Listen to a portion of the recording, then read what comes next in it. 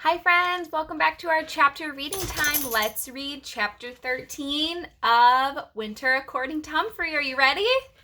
All right, we are on page 105, chapter 13, Helping Hands. When Holly arrived the next morning, her dad was with her. He was carrying a huge box.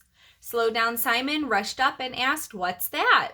Soon Holly and Mr. Hanson were surrounded by curious classmates. "Please, class, let Mr. Hanson get through so he can put down the box," Mrs. Brisbane said. They backed away, and Mr. Hanson set the box down on a table that Mrs. Brisbane had cleared for him. "But what is it?" Simon asked. "It's a present for the whole class," Holly said, "and I made it. And we're going to wait until everyone is here before we open it," Mrs. Brisbane said. Simon and the others groaned. "We'll have to wait forever for Harry." Harry and Simon were good friends, but Simon got annoyed when Harry was late, which was often. All my classmates were eager to find out what it was. Even though I knew what it was, I couldn't wait to see it either. Thankfully, by the time the bell rang, Harry was in his chair. After Mrs. Brisbane took attendance, she said, "Class, Holly has brought something special for everyone. I'll let her tell you about it." Holly stood next to the box on the table. "I wanted to make each of you a gift to celebrate the season, but I ended up making one gift for the whole class." "Open it already, please," Simon said. Holly carefully lifted the big lid, and my classmates gasped. "It's a gingerbread house, and I made it myself. Well, with some help from my mom." "Wow, can we eat it?" Thomas asked. Holly looked horrified. "No, my mom sprayed something on it that would keep it from spoiling. It's not good to eat." "There will be no nibbling." Sorry, friends, I got a phone call. "There will be no nibbling, class. Besides, we wouldn't want anything to ruin this beautiful house," Mrs. Brisbane said. "You did a wonderful job." "Can we see it closer?" Rolling Rosie asked. Mrs. Brisbane said that the students could come closer, but you must be very careful not to touch the house or shake the table. "When they moved up, my friends blocked my view. I'd like a better look too," I squeaked, but I'm sure no one heard me over all the talking. "Boing!" Og splashed wildly in his tank. "I want to live there," Kelsey said, leaning in. "Me too," Tall Paul agreed. "It reminds me of the witch's house in Hansel and Gretel," Phoebe said, "but much nicer." "There's a card that goes with it," Holly said. "It says, 'To all my friends in room 26, from Holly.'" "Thanks, Holly," Rosie said. "Thanks," all my friends chimed in. "Could you tell us how you made it, Holly?" Mrs. Brisbane asked. "Og, I wish I could get a better look," I squeaked. "Boing, boing, boing," Og agreed. I climbed all the way up to the tippy top of my cage and got a glimpse of the little house. It looked sweet, sweet, sweet. "My mom and I made the gingerbread," Holly explained. "Then we cut it in different shapes. We followed a pattern my dad made. Then we put it all together using icing as glue." "Yum," Rosie said. "I needed my mom and dad to help with that. Then I put the icing on the roof and put cookies on it to look like, what do you call those faces? Or call those shingles," Miss Brisbane said. "Then I put all kinds of candy all over the house, with candy canes on the chimney and around the door," Holly continued. "Oh, and there are chocolate drops," Harry said. Kelsey pointed to something, "and candy cane trees with gumdrops hanging from them." By this time, my friends were leaning over the little house. Mrs. Brisbane asked them to step back and not touch the table. "After all, Holly worked hard on this," she said. Everybody moved back while they admired the house. "I like the licorice stick fence," Small Paul said. "I like the cotton candy smoke coming out of the chimney," Phoebe said. They stood silently for a moment. Then Simon pointed and said, "Oh, look in the window." He leaned forward and pointed. "A gingerbread man." "Where?" my friends shouted. My whiskers wiggled with excitement, but my excitement turned to shock when all at once my friends leaned forward to get a closer look.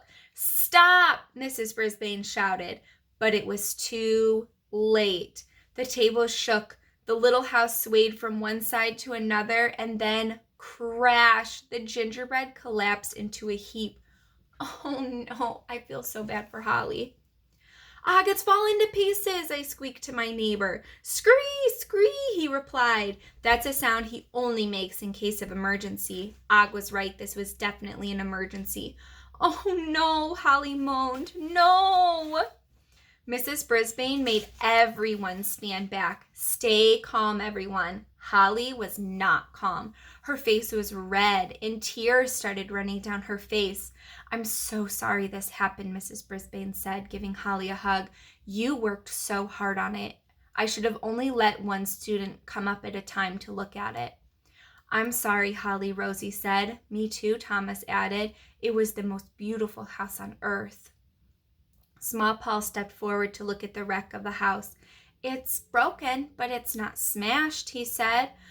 "Whoa!" Holly wailed. She was crying. Mrs. Brisbane asked Small Paul what he meant.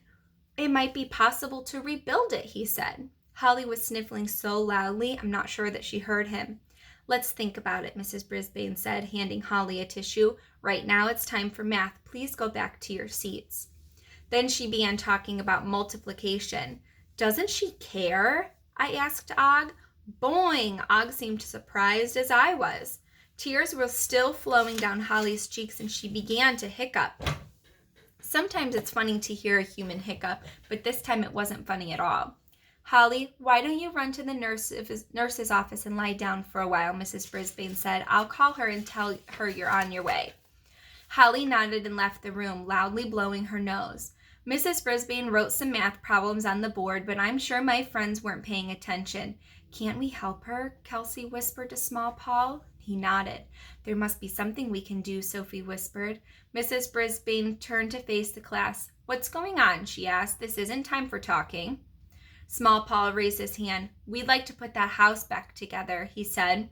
Everybody agreed. "Yes," they said. "We want to help Holly." "Me too," I squeaked. Mrs. Brisbane glanced at the clock. "All right, let's try. It's almost time for recess," she said. "Those of you who would like to work on the gingerbread house may stay in, but just this once." Small Paul started scribbling on a piece of paper. The bell for recess rang, and guess what? Everyone in the class decided to stay inside and rebuild the house. Everyone wanted to help Holly. Mrs. Brisbane had them gather around the table. Small Paul examined the broken pieces. "Luckily, when it collapsed, some of the bigger pieces didn't break," he explained, "so we should be able to glue them back together. Then we can put the candy pieces on again." "But we don't have that special icing," Rosie said. "Why don't we use real glue?" Tall Paul suggested. "We're not going to eat it anyways." Small Paul nodded, and real glue might hold it together better. They went to work quickly. The two Pauls and Mrs. Brisbane got the walls back up and glued them. Kelsey and Phoebe put on the cookie roof. Thomas and Joey rebuilt the licorice fence. Rosie pieced the gingerbread man back together again, and the rest of my friends helped glue the candy back on. Everybody helped. I wish I could help too. At least I could encourage my friends. "Good job," I shouted. "Boing, boing," Og twanged. They were almost finished when the door swung open and Mrs. Wright walked in. She was bundled up in a thick jacket and had a scarf wrapped around her neck, but I could still see her whistle hanging from her neck. "Mrs. Brisbane, what are your students doing inside? You know they're supposed to go out for recess," she said. "The rules say." Mrs. Brisbane is usually polite, but this time she interrupted Mrs. Wright.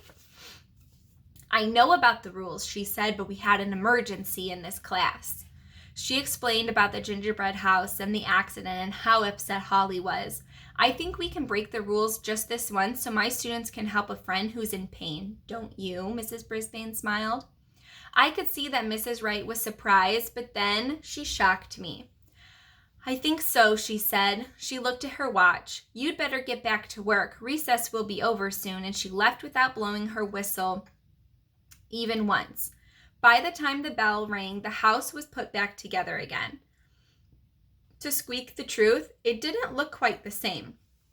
Even from my cage, I could see that it was a little crooked, but it didn't matter. What mattered was that the whole class had worked together to help Holly. A few minutes after my classmates were back in their seats, the door opened and Holly came in. Her eyes were red, but she wasn't crying anymore. "Welcome back," Mrs. Brisbane said with a smile. This is our last page of chapter 13, my friends. Welcome back, Mrs. Brisbane said with a smile. We have a little surprise for you. She pointed at the gingerbread house. Holly's eyes were wide as she hurried to the table. But who? What? I don't think Holly knew what she meant. All your classmates wanted to help you, Holly. So during recess, they put the house back together, Mrs. Brisbane explained. Holly stared down at the little house. I was afraid she was going to cry again, but instead she smiled. You did this to help me? She said, turning to the class. Sure, Holly Kelsey said. You're always helping us. All my friends were smiling and nodding, including me. You gave your friends a gift, Mrs. Brisbane said, and they gave you a gift back. Thank you, Holly said. I had a warm feeling from the ends of my whiskers to the tip of my tail. Humphrey's winter wonderings. I wonder if a gingerbread man puts a cookie sheet on his bed. Maybe. All right, my friends, that's the end of chapter 13. We will read chapter 14 tomorrow on page 114. All right, my friends, you have a good rest of your day. I'll see you tomorrow. Love you. Bye.